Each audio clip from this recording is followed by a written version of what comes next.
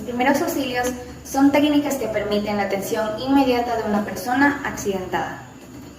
Señores y señoras, tengan todos ustedes un grato saludo.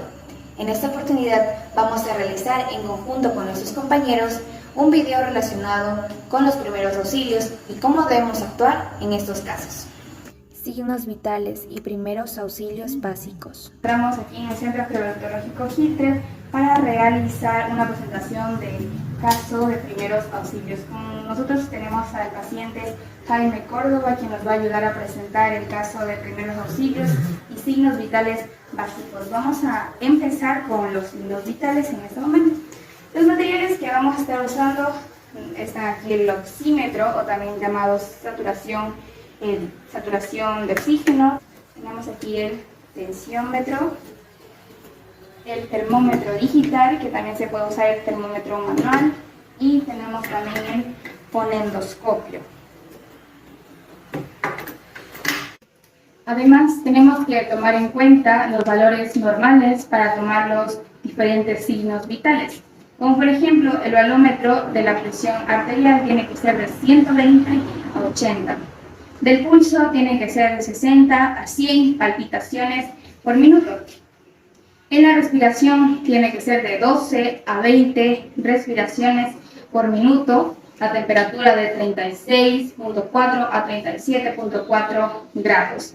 En el oxígeno o saturación tienen que ser de 90 a 100 ml o mililitros. En este momento vamos a proceder a tomar los signos vitales, comenzando con el pulso del paciente Jaime Córdoba en su muñeca. Podemos hacerlo de dos formas, usando el oxímetro o saturación de oxígeno, o si no, de la manera manual. En este momento vamos a usar la manera manual. Ubicamos nuestros dos dedos en la muñeca del paciente y sentimos dónde está el pulso.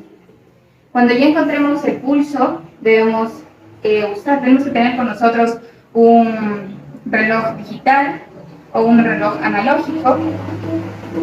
Mientras que esperamos un minuto, sintiendo el pulso del paciente, contamos los números de palpitaciones. Siguiendo con el tema de los signos vitales, vamos a proceder a usar el de la respiración. Debemos nosotros ubicarnos con el paciente y dirigirnos hacia su pronunciamiento del tórax. Debemos visualizar al paciente, su tórax, cómo va levantándose, y así mismo ir contando los números de su respiración. Esto debemos hacerlo igualmente con el reloj analógico, por un minuto, y vamos a ir contando el pronunciamiento del tórax por un minuto. Digamos que ya hayan pasado un minuto, igualmente nosotros tenemos que anotar esos números de respiraciones en una hoja de registro de signos vitales o en lo que estemos usando. Ahora vamos a proceder a tomar la temperatura del paciente. En este caso vamos a usar el termómetro digital, que también se puede usar el termómetro manual, pero vamos a usar en estos momentos. Vamos a ubicar nuestro termómetro digital en el paciente de esta manera y presionamos. Esperamos hasta que nos dé, y el resultado dice que el paciente tiene 36.4 grados de temperatura corporal. E igualmente todas estas anotaciones debemos acotarlas en una hoja de registros de signos vitales. En este momento vamos a seguir con los signos vitales. Vamos a proceder a usar el tensiómetro para medir la presión arterial del paciente. Lo ubicamos de la siguiente manera. Ponemos el brazalete en el brazo del paciente.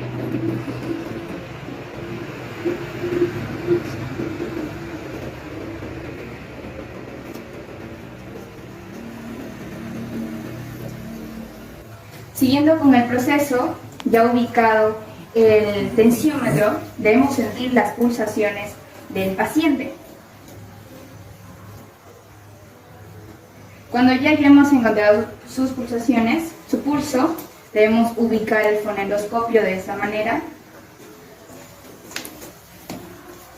y ponerlo en nuestras orejas para poder escuchar las palpitaciones del paciente. Para esto vamos a cerrar la válvula de presión y después debemos presionar hasta que llegue a 200.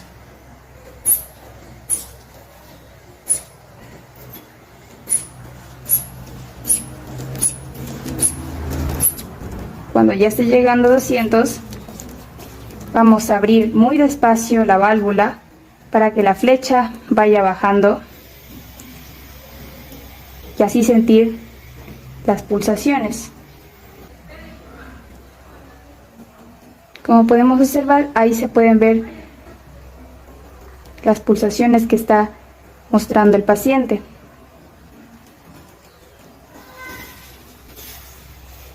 Todo esto debemos anotarlo igualmente como lo demás en una tabla de registro de signos vitales. Procedemos a quitar todo el... Y así es como nosotros tomamos la presión arterial del paciente.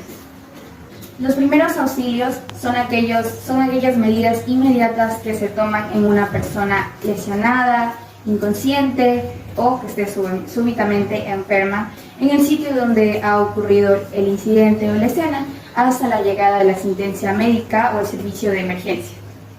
En este momento vamos a proceder a enseñarles un caso de primeros auxilios con el mismo paciente Jaime Córdoba, quien nos va a estar ayudando a demostrarles un caso, vuelvo a repetir, un caso de primeros auxilios.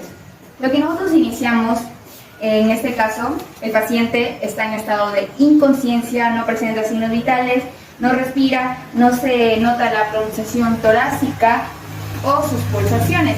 Entonces, lo que nosotros debemos hacer es primero llamar al paciente. Antes de llamar al paciente, las personas que se encuentran a nuestro lado, pedirles ayuda, que llamen al servicio al 911, a la ambulancia, para que nos puedan brindar su ayuda inmediatamente. Lo que nosotros ahora vamos a proceder es a llamar a nuestro paciente Jaime, diciéndole: don Jaime, Jaime, y si no reacciona, en este caso sí reaccionó, pero si no reacciona, vamos a hacer los estímulos de dolor. Los estímulos de dolor nosotros podemos tomarlo aquí en el hombro, hacer presión fuerte en el brazo, tenemos aquí también en su pierna y en su piel. Cuando nosotros estamos haciendo esta presión, debemos ir notando en el paciente si no tiene alguna lesión, sangrado, hemorragia, algún hueso, alguna fractura.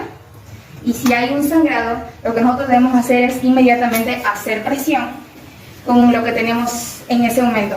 Ya sea, si es que no hay algún trapo, no tienes alguna venda, pues tienes que utilizar tu camisa y hacer presión en la herida muy fuerte para evitar el sangrado. Como íbamos mencionando, cuando hay sangrados hacíamos presión. En el caso de que nosotros notemos que hay alguna fractura, debemos inmediatamente entablar, en este caso digamos que la pierna está fracturada, entablar, utilizar lo que tenemos a nuestro alcance, tablas, algún cartón, o si alguna persona nos puede ayudar para estabilizar la pierna y que no se mueva, y así hasta que llegue la asistencia médica. Procediendo con los primeros auxilios, debemos, al ver que el paciente en la muñeca no presenta pulsaciones, en la yugular tampoco presenta pulsaciones, no hay pronunciación del tórax, no sentimos su respiración, lo que vamos a hacer es ir inmediatamente al RCP. La reanimación cardiopulmonar, con sus siglas RCP, es una maniobra de emergencia que consiste en aplicar una presión rítmica sobre el pecho de una persona que haya sufrido un paro cardíaco respiratorio para que el oxígeno pueda seguir llegando a sus órganos vitales. Como ya les he explicado, lo que es el RCP, nosotros debemos hacer en este momento es, vamos a quitarle la almohada al paciente. Siguiendo con el tema del RCP, lo que nosotros debemos hacer es, como ya quitamos la almohada, proceder a que el paciente mantenga su cabeza estable y alzar su mandíbula. Alzamos su mandíbula de esta manera. Vemos si no hay si no tiene alguna cosa en la boca, alguna obstrucción. Despejamos el área de la tráquea para que ingrese fácilmente el aire a los pulmones. Cuando nosotros ya hayamos despejado el área de la tráquea, vamos a proceder a hacer las 20 compresiones en el área del tórax del paciente. Ubicamos nuestras manos de esta manera y hacemos la presión. Contamos hasta el número 20. Cuando llegado a este número, nosotros debemos proceder a hacer las 3 insuflaciones. Tapamos la nariz del paciente, abrimos su boca y soltamos el aire. Botamos el aire para que esto ingrese al área de sus pulmones y mantenerlo con vida. Y esto hay que procederlo continuamente hasta que llegue el área de salud que nos está ayudando. Igualmente, si es que como nos cansamos, si es que nos cansamos y hay algunas que sepan de primeros auxilios, inmediatamente pedirles ayuda para que ellos también nos puedan ayudar en la compresión del pecho, en el tórax del paciente, ya que al estar haciendo presión, nuestras manos pueden cansarse, pero si en el caso de que no haya más personas que nos puedan ayudar, nosotros nos toca seguir haciendo esto hasta que llegue el servicio de emergencia. Como último punto, como ya hemos podido visualizar, hemos aprendido sobre cómo hacer correctamente el uso de los signos vitales y también sobre los primeros auxilios básicos usando el RCP, dando ayuda al paciente, manteniéndolo con vida hasta que lleguen los servicios de emergencia. Mediante este video que he estado realizando, me he dado cuenta que el trabajo de un auxiliador es algo complicado y que merece mucho reconocimiento, ya que ellos mantienen estabilizado al paciente hasta que llegue la ayuda. Igualmente, pedirle a todas las personas quienes estén realizando esta maniobra puedan llegar a hacer uso de ello, como nosotros en este momento estamos realizando, estamos analizando, estamos aprendiendo sobre los primeros auxilios básicos. Si en algún momento en nuestra vida real llegamos a presenciar estos casos, debemos usar todos esos conocimientos que previamente hemos analizado y hemos practicado en este día. Muchísimas gracias. Buenos días, licenciado, compañeros y compañeras. A continuación les voy a hablar un poco sobre el botiquín. La temática de esta sesión será la conformación del botiquín, manejo del botiquín y la bioseguridad. Conformación del botiquín. Un botiquín es un elemento que contiene soluciones, dispositivos y otras herramientas para manejar en casa o fuera del hospital, lesiones o condiciones que ponen en peligro a la víctima. Los elementos más importantes que debe contener un botiquín son los siguientes. Lo primero es tener un contenedor para nuestro botiquín, que sea de un material resistente y duradero, y el tamaño dependerá acorde de nuestras necesidades. ¿Qué vamos a incluir? Esto es una guía básica. Obviamente, ustedes podrán agregar o disminuir elementos de acuerdo a sus necesidades. Vamos a necesitar unos guantes de látex, por seguridad del primer reanimado o del correspondiente.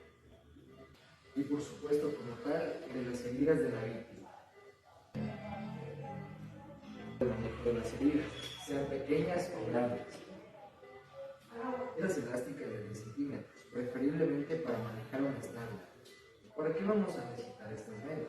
Las vamos a utilizar para vendajes en general, para el sistema muscular, para inmovilizaciones y en casos de hemorragia. También utilizaremos alcohol para higienizar las manos del animador y desinfectar heridas si este es el caso. También utilizaremos gases estériles que nos servirán para heridas y manejar las hemorragias.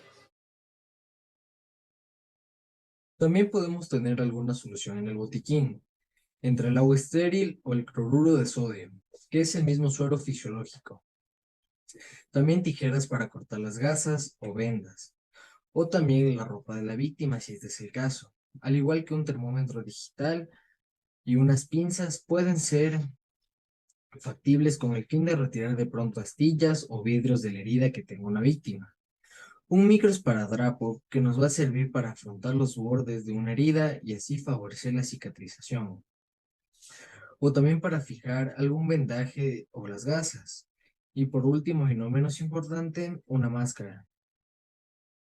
Esto es para que podamos garantizar la posibilidad de realizar ventilación boca a boca, sin que se genere como tal la preocupación de tener un contacto directo mucosa con mucosa. Entonces, en este caso haríamos ventilación, proporcionaría ese oxígeno que necesita la víctima, pero siempre que tengamos a mano algún dispositivo, específicamente filtros para realizar esta ventilación o en este caso una máscara. Y ya tenemos entonces listo nuestro botiquín para actuar en caso de que una víctima lo requiera. Y dependiendo del contexto, las posibilidades y el tipo de víctima, podríamos agregar otros elementos como manta térmica, férula semirrígida, pulso, silocome o un tensiómetro y un endoscopio, si este es el caso. Y ustedes se estarán preguntando, ¿por qué en el listado que acabamos de mencionar no incluimos los medicamentos? Pues bueno, hace muchísimos años sí se incluía estas sustancias. Sin embargo, con el objetivo de prevenir intoxicaciones, alergias y descompensaciones, se prohibió el uso del medicamento fuera de una entidad hospitalaria o de parte del personal que no es técnico ni profesional de la salud. De tal forma que si vas a crear o armar tu botiquín para tu casa o para el lugar de trabajos, los únicos medicamentos que se pueden incluir son los que ya están formulados por un médico para algún integrante de la familia. Y por supuesto que deben estar debidamente rotulados. El manejo del botiquín. En el contexto en el que un botiquín contiene los elementos para atender de una manera prioritaria, rápida y eficaz a una víctima que lo requiere con urgencia, es fundamental que esté ubicado en puntos estratégicos del hogar o del espacio de trabajo. Además, que todas las personas que integran esa familia o esa empresa conozcan de estas ubicaciones y de su manejo. Por eso, a continuación les voy a socializar las principales recomendaciones para manejar de forma adecuada un botiquín. Debe guardarse en un lugar fresco, seco, limpio, de fácil acceso y lejos del alcance de los niños. Debe ser revisado periódicamente para vigilar que esté completo y que las soluciones, por ejemplo, se encuentren vigentes. Los elementos faltantes o vencidos deben ser reemplazados. Todos los elementos deben estar en sus empaques o cajas originales, con el fin de orientarnos en el nombre del producto, fecha de vencimiento, etc.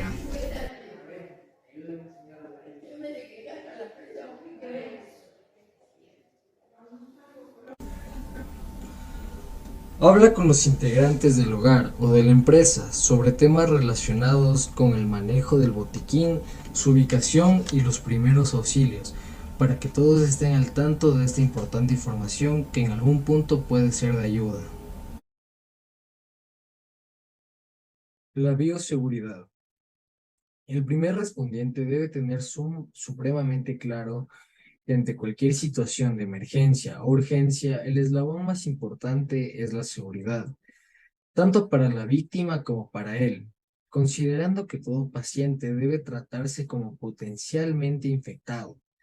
Lo que vamos a favorecer es que se brinde la atención segura para todos. El riesgo al que se somete cualquier persona que atienda a un paciente o alguna víctima. Algunas recomendaciones fundamentales respecto a las precauciones universales, también de bioseguridad y recomendaciones sobre el manejo adecuado de los elementos de protección individual. De todas formas, vamos a ver de manera general y resumida las principales recomendaciones de bioseguridad que debemos aplicar cuando estemos prestando los primeros auxilios. Recuerda que siempre debemos manejar a toda víctima como potencialmente infectada. También debemos realizar el lavado y desinfección de las manos antes y después de cada procedimiento si es posible. Recuerda hacerlo de la manera adecuada según las normativas. Por supuesto, también debemos utilizar guantes de látex en todo momento, más aún si vas a manipular secreciones o equipos contaminados.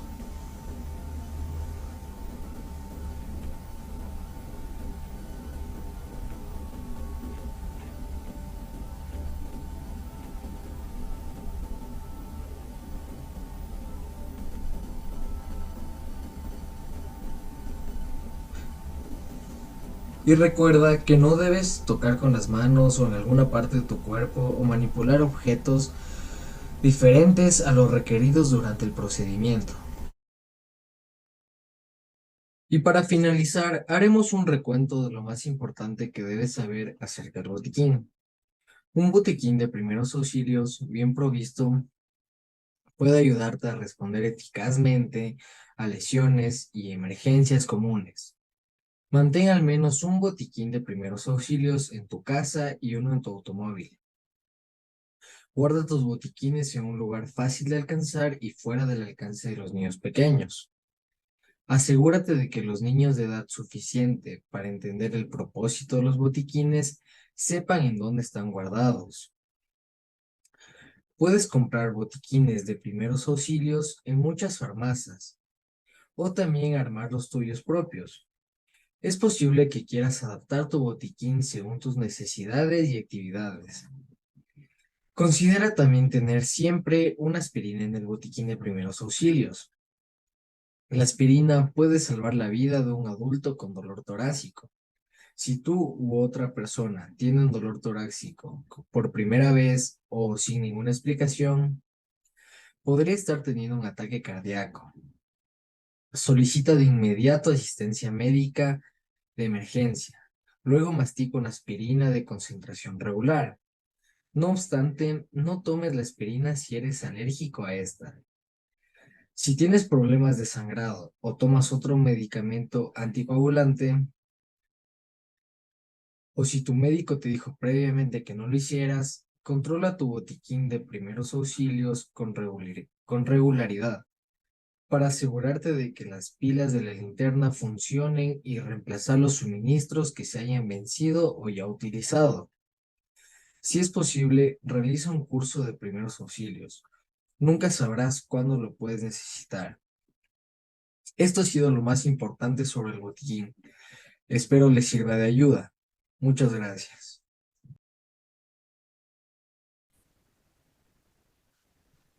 También vamos a ver los temas de secuencia PAS, valoración primaria, valoración secundaria y estabilización de la víctima según la lesión. Secuencia PAS. Cuando hablamos de primeros auxilios, es fundamental entender la importancia que la vida del reanimador se conserve sin peligro alguno, con el objetivo de que conservar la posibilidad de ayuda que necesita recibir la víctima inicial y, por supuesto, que éste no se convierta en una segunda víctima, sin posibilidades que pueda ayudar a la primera. Y, por supuesto, que necesite una ayuda que probablemente en ese momento no se encuentre disponible. La secuencia PAS, por ejemplo, nos entrega 3 eslabones principales o introductorios para cualquier tipo de emergencia o acción en primera medida. Vamos a ver cada uno de ellos.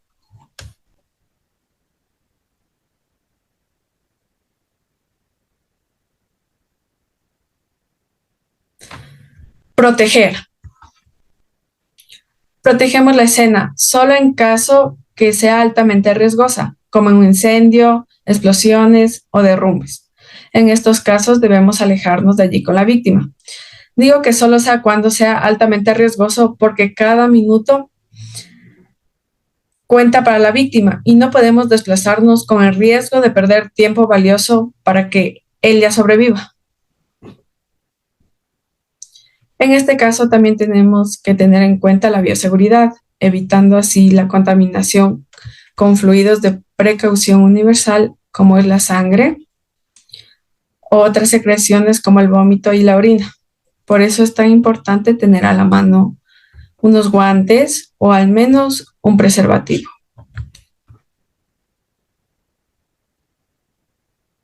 Avisar, llamando al 911, indicando lugar, tipo de accidente, cantidad de heridos y tipos de lesiones, entre otros datos que nos van a solicitar. Y también tenemos que recordar no colgar hasta que estos nos indiquen. Este paso es lo más importante, ya que este es activar el sistema de emergencia.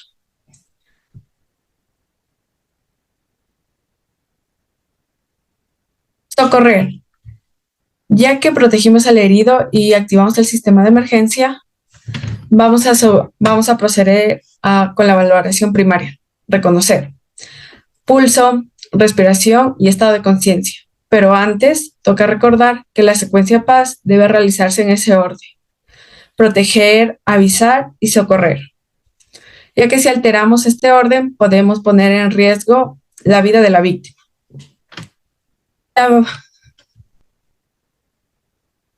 La valoración primaria de la víctima.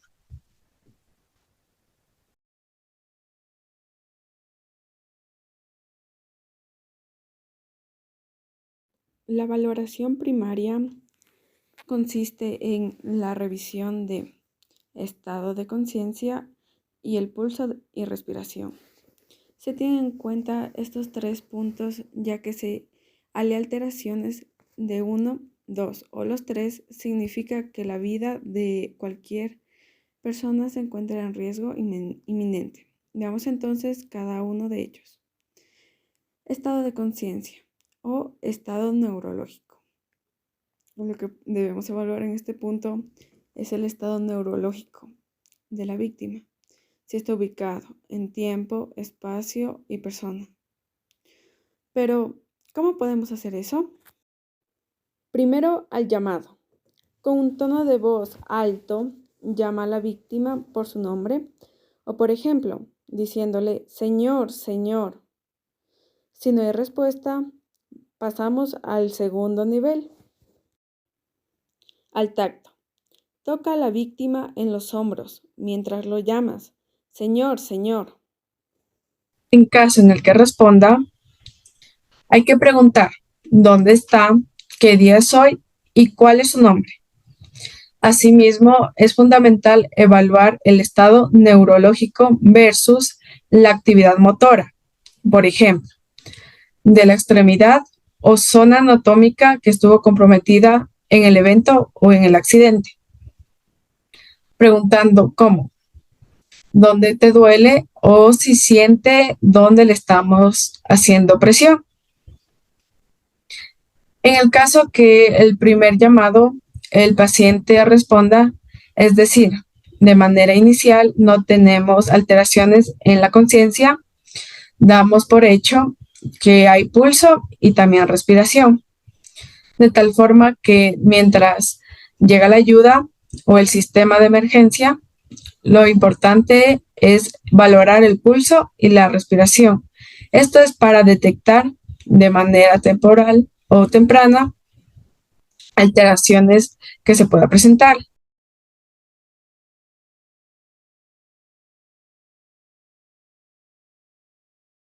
En caso en que no responda, continuamos la evaluación de pulso y respiración. En este punto reiteramos, solo en el caso en que la víctima tenga alteración del estado de conciencia y no responda, valoramos pulso y respiración. Aquí debemos valorar el color de la piel, el pulso carotídeo en adultos y niños y en lactantes el pulso humedal, siempre con los dedos índice y medio. Y como cada segundo es vital, lo que vamos a hacer es simultáneamente a esta valoración del pulso es revisar si respira o no, mirando su pecho para evidenciar la expansión y comprensión torácica.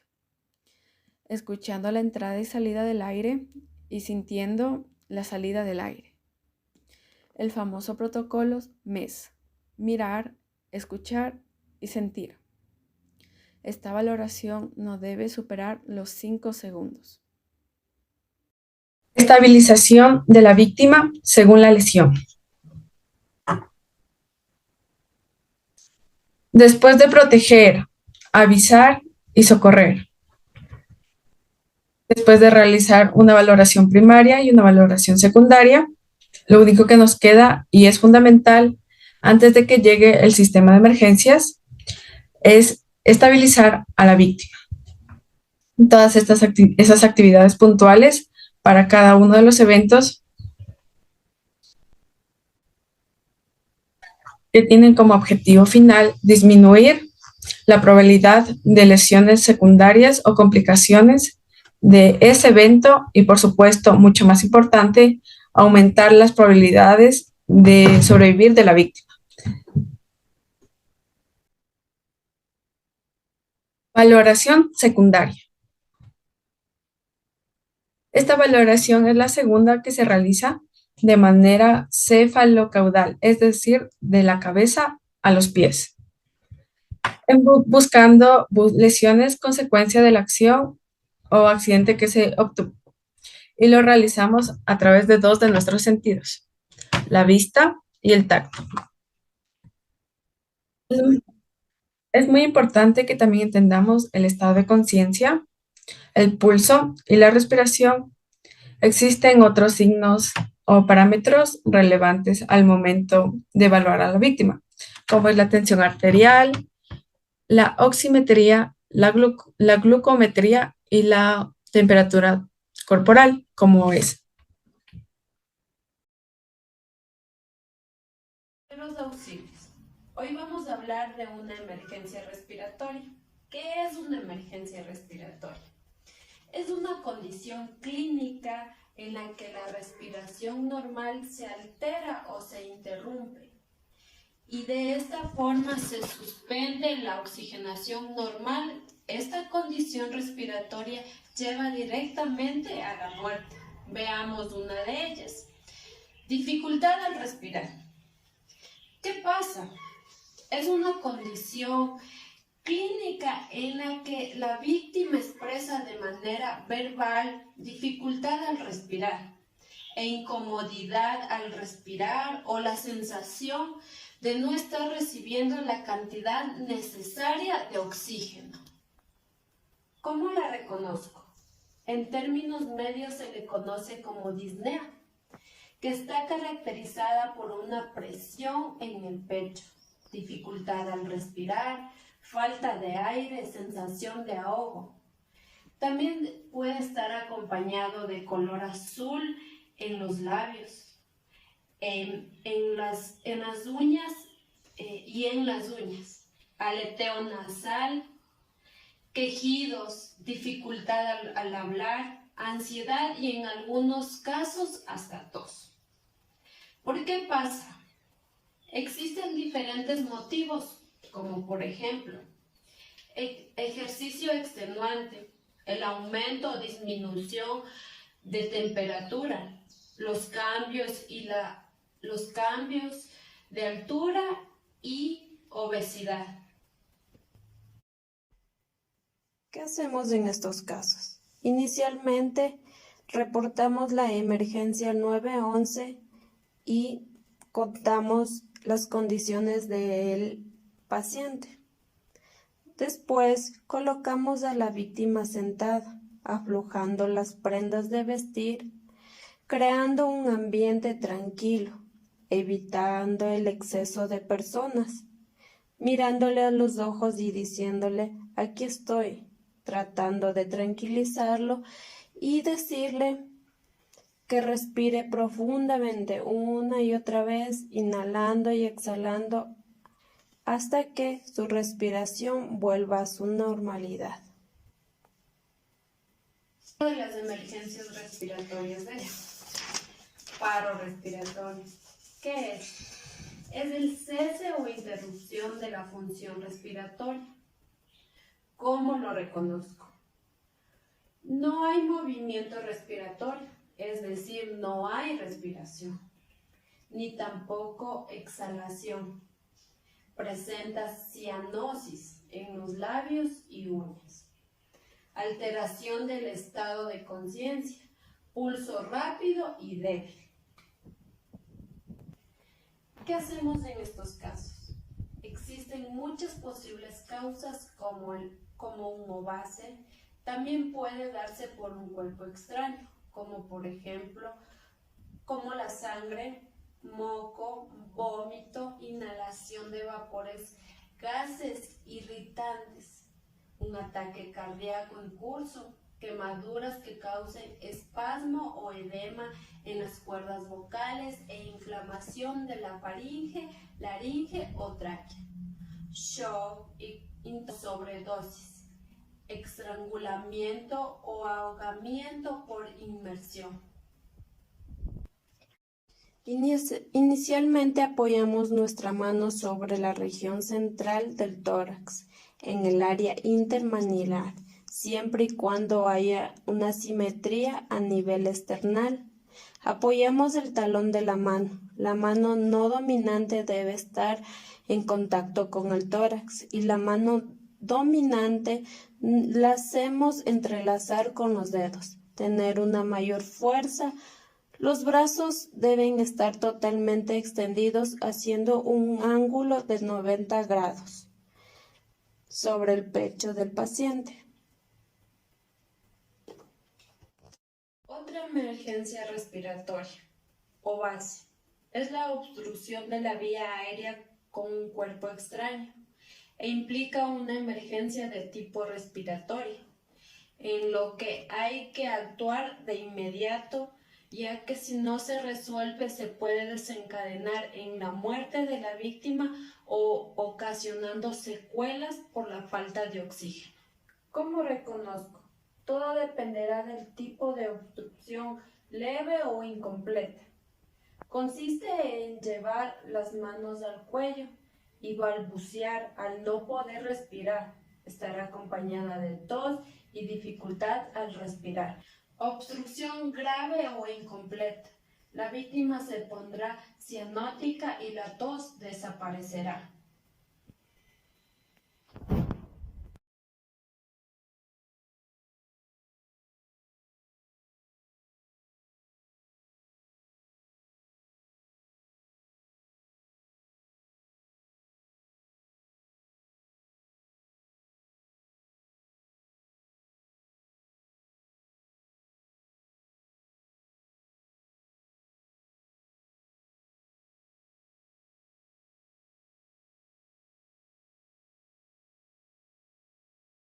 ¿Qué pasa? En la infancia suele producirse al jugar y comer o ingerir diferentes alimentos, no solo comidas. Podría ser juguetes, globos, monedas, etc. En el adulto, la obstrucción se puede presentar de manera general por alimentos o en algunos casos por desprendimientos de piezas dentales desprendidas. ¿Qué hacer en estos casos? En la obstrucción leve se identifica. Debemos animar a toser con fuerza. Si la obstrucción es grave sin alteración del estado de conciencia, vamos a realizar la maniobra de Greenbridge, que tiene como objetivo aumentar la presión dentro del tórax para así disparar el objeto extraño hacia afuera. Solo tenemos que hacer presión en el diafragma y así ayudar al paciente.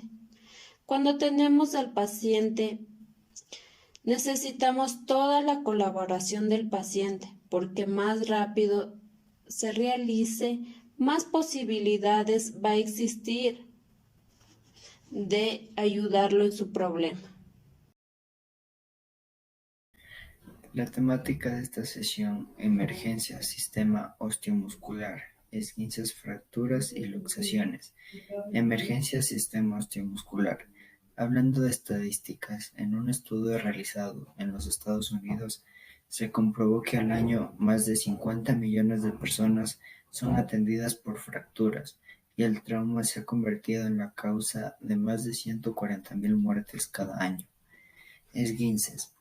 El esguince es la lesión de uno o varios ligamentos que se encuentran alrededor de una articulación, causado generalmente porque hay una extensión que supera los límites anatómicos normales. Entonces se genera ruptura o desgarro de ellos. Recordemos que los ligamentos son estructuras fibrosas que conectan dos huesos en una articulación. Se han clasificado en 3 grados que no solo se diferencian en la dimensión del daño, sino también en los signos y síntomas que se evidencian en el paciente.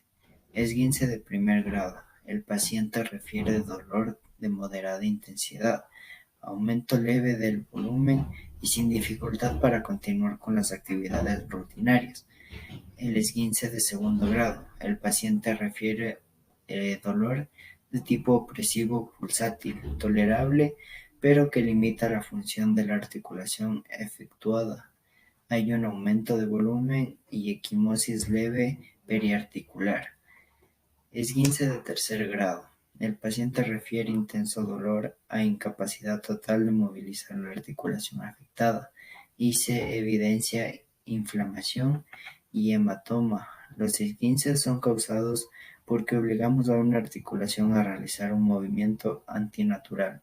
Por ejemplo, cuando vamos caminando y nos tronchamos entre comillas un tobillo, es decir, cuando se extiende de manera exagerada un ligamento, mientras que hay una tensión exagerada de esa articulación, las principales causas como tal, específicamente para esguinces, son tobillo, caminar, trotar o correr en una superficie desnivelada o caer después de saltar, rodilla, girar abruptamente durante una actividad atlética, muñeca, caer sobre la mano extendida de acuerdo a la anterior.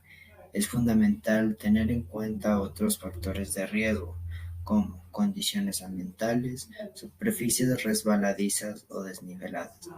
Fatiga. Los músculos cansados no proporcionan un buen soporte para las articulaciones. Equipo inadecuado. El calzado o equipo deportivo en malas condiciones o de talla equivocada. Los esguinces generalmente pueden tratarse en el hogar. Sin embargo, dependiendo del grado de afectación, pueden llevar a la víctima hasta necesitar una cirugía. ¿Qué acciones entonces podríamos realizar como primer respondiente como tal en el lugar de los hechos? Primero, reposo e inmovilización. Lo que buscamos es que se evite el movimiento de la zona afectada. Segundo, hielo. Aplicar frío ayuda a disminuir el dolor y prevenir lesión celular secundaria. Es importante tener en cuenta que no se debe aplicar hielo directamente en la piel.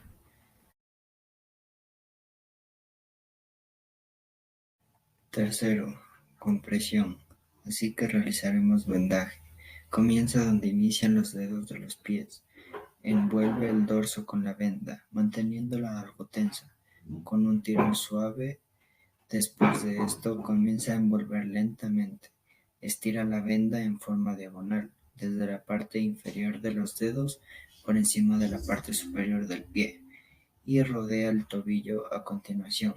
Cruza la venda diagonalmente por encima del dorso y por debajo del pie, formando un número continuo alrededor del tobillo, y el pie formando el número 8, moviéndote hacia el talón por debajo y hacia la pantorrilla por encima.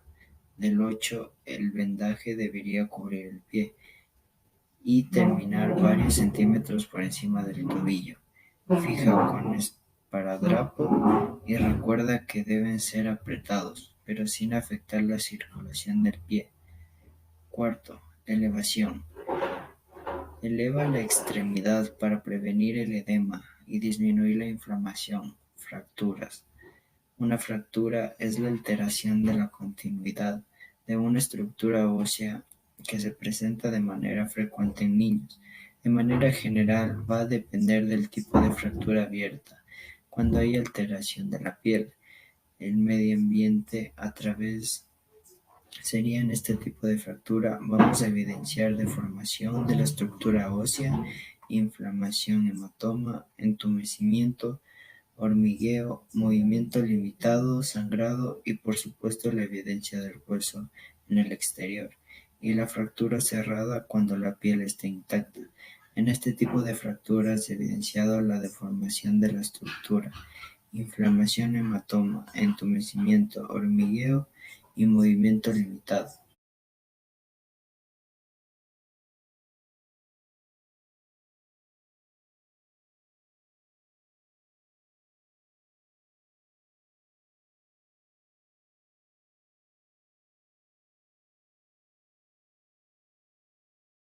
Activar el sistema de emergencia llamando al 911.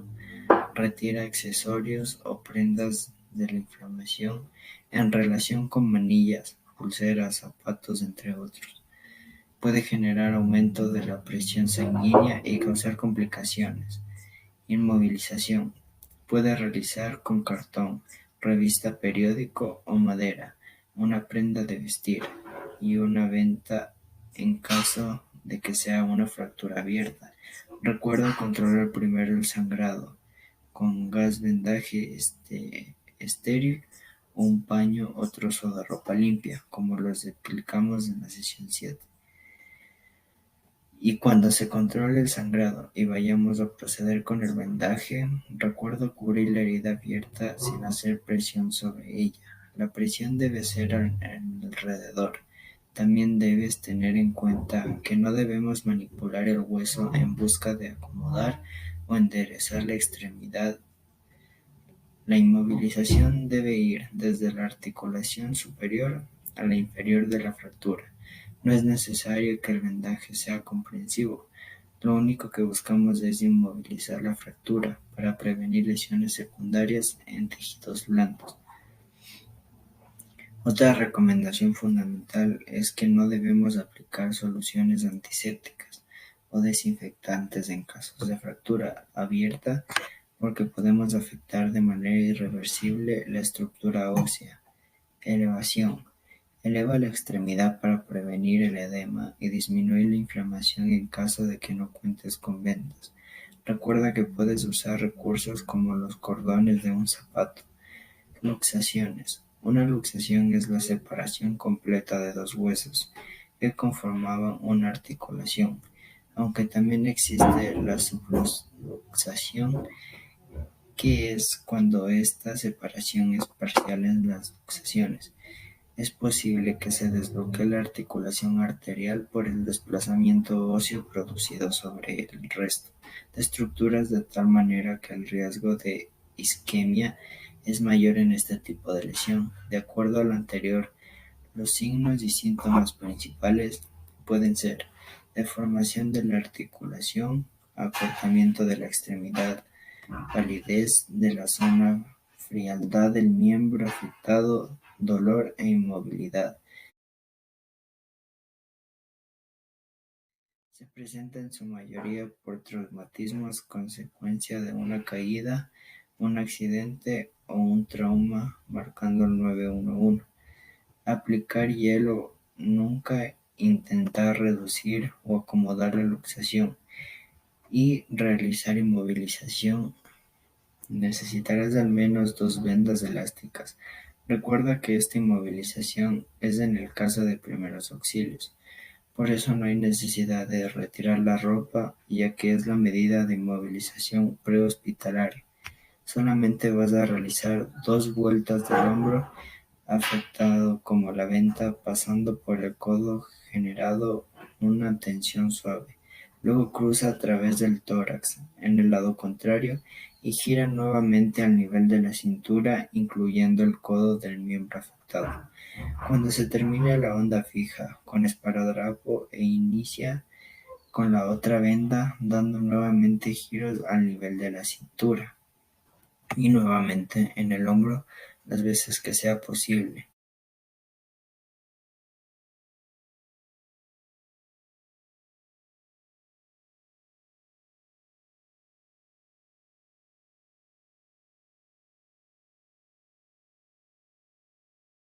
Técnicas de vendaje.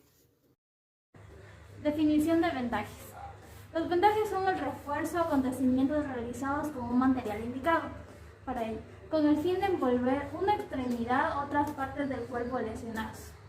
En primeros auxilios se utilizan especialmente en casos de heridas, hemorragias, fracturas, esguinces y luxaciones. Es el material gasa, pañuelo o esparadrapo utilizado para controlar un sangrado y fijar un apósito en su lugar. Los más utilizados son las gasas, toalla sanitaria y el pañuelo triangular, dispuesto de modo que cubra la forma de región del cuerpo donde se aplica y sujeta el apósito. Fines del vendaje. Primero, limitar el movimiento de una articulación afectada. 2. Fijar el apósito. 3. Fijar las férulas para impedir su desplazamiento. 4. Cubrir la herida. 5. Ejercer presión a una herida para controlar el sangrado. 6. Favorecer el retorno venoso. 7. Facilitar el sostén de alguna parte del cuerpo. Moldear las zonas del cuerpo como puñones tras una amputación. Procedimientos generales para realizar un vendaje. Lavarse las manos. Lavarse las manos con jabón elimina los microbios de las manos. Esto ayuda a prevenir infecciones. En caso de una herida, hay que protegerla asépticamente antes del vendaje. La piel sobre la que se aplicará el vendaje debe estar limpia y seca. Colocar la parte del cuerpo a vendar en una correcta alineación. Cuando el vendaje se realiza en prominencias óseas, hay que aplicar una almohadilla debajo del vendaje. Preguntar al paciente si el vendaje realizado le molesta o si está bien. Tipos de vendaje. Vendaje circular. Paso 1. Controlar el sangrado haciendo presión sobre la herida. Paso 2. Mantenga la presión hasta que cese el sangrado. Si el apósito se satura, póngale otro encima sin remover el anterior. Paso 3. Con el rollo de gasa, haga círculos sobre la herida, teniendo el cuidado de cubrir completamente el apósito. Paso 4. Verifique que el vendaje no quede ni muy flojo ni muy apretado. Paso 5. Una vez que se ha cubierto bien el apósito, proceda a fijarlo con esparadrapo. Vendaje en espiral. Paso 1. Si la persona afectada tiene dos heridas en la misma extremidad o quemaduras, se puede utilizar la misma venda sin necesidad de cortarla. Paso 2. Aplique el control de sangrados sobre la otra herida. Paso 3. Con la misma gasa se envuelve la extremidad en forma espiral hasta llegar a la otra herida y cubrirla por completo. Capelina o vendajes en la cabeza. Paso 1. Ponga el pañuelo triangular en la frente. Paso 2. Verifique que el pañuelo no cubra las orejas. Paso 3. Haga un cruce atrás de la cabeza con las dos puntas. Tense el pañuelo, verificando que no quede flojo, y vuelva a la frente con las dos puntas. Paso 4. Haga un nudo cuadrado con las dos puntas, cuidando de que no queden salientes de la tela tanto adelante como atrás. Sistema nervioso, desmayo, convulsiones y accidentes cerebrovasculares. El episodio de la hipotimia está caracterizado por un desvanecimiento con la alteración del estado de conciencia. Posterior a ella, la víctima puede expresar sensación de cansancio o fatiga, dolor de cabeza o malestar general durante unas horas. En caso de que una persona se sienta mareada, siéntala o acuéstala de inmediato. Es posible que sufra un desmayo y la caída genere un traumatismo. A este punto, anima a respirar lenta y de manera profunda. Puede pasar que la víctima se desvanezca y no tenga alteración del estado de conciencia. En este caso, de manera general, se aconseja elevar las piernas al menos 30 grados para mejorar el retorno venoso y que la sangre llegue más fácil al cerebro. Aquí es fundamental entender que el mayor riesgo es que se presente una broncoaspiración y con ella la muerte, ya que el total de músculos se encuentra en total relajación y esto puede hacer que restos de comida o secreciones pasen de la vía digestiva a la vía respiratoria. Así que vamos a colocar a la víctima en posición de seguridad, es decir, de lado, siguiendo estos pasos.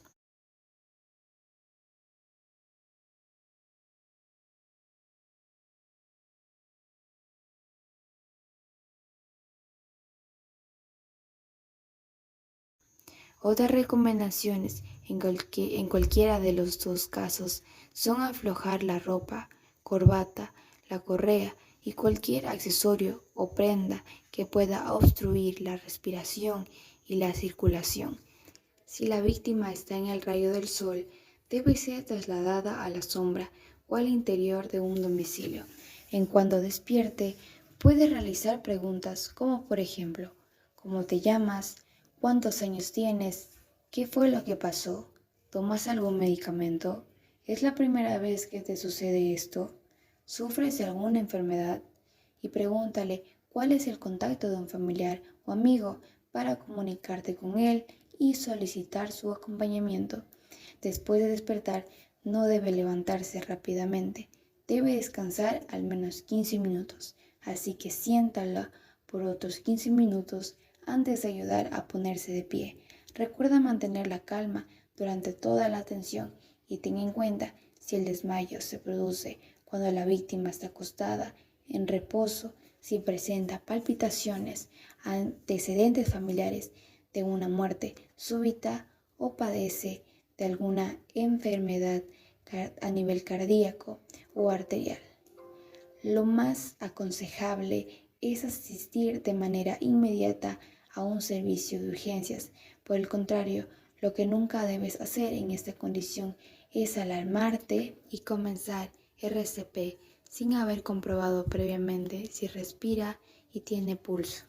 Las convulsiones son uno de los problemas neurológicos más comunes en la población y la epilepsia es la enfermedad que se caracteriza por las convulsiones y es un trastorno del sistema nervioso central en el que la actividad cerebral normal se altera, lo que provoca las convulsiones o periodos de comportamiento y sensaciones inusuales.